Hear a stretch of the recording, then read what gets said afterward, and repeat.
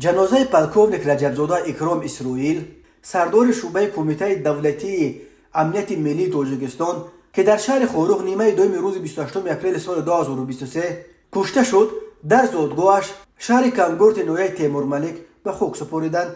مقامات تا کنون خبر مرگ پلکوونیک رجبزاده را رسما تصدیق نکردند، ولی بنا به اطلاع دریافتی او شب 27 و 28 اپریل در یک زدوخورد مسلحانه با قاچاقبران در مرز نویه شغنان ولایت مختار کوهستان بدخشان با افغانستان کشته شد. کامران رجبزاده در دوشنبه به ویا رسیده بود، ولی خانواده‌اش نیز در پایتخت به سر میبرند.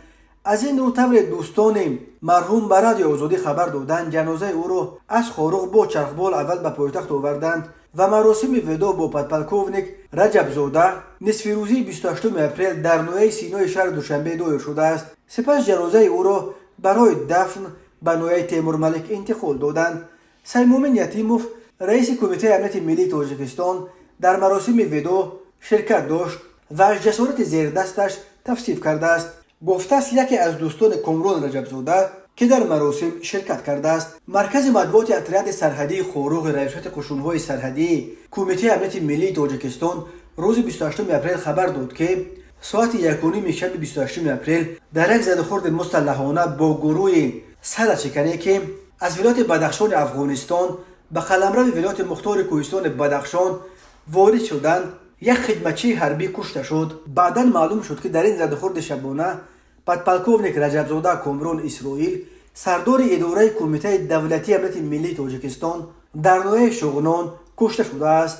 اتریاد مرزبانی خوروغ خبر داد که در جای حادثه همچنین 45 کیلوگرم مواد مخدر سخت تاثیر نوع گیرین، یک عدد اتومات کلاشنیکوف با 4 عدد تیردان، یک عدد دوربین مخصوص نظارت شبانه و $10,000 امریکایی دریافت و مصادره کرده شده است. متاسفانه هنگام زدوخورد مسلحانه دو قاچاقبران یک نفر خدمتچی حربی به هلاکت رسید، افزوده است این منبع.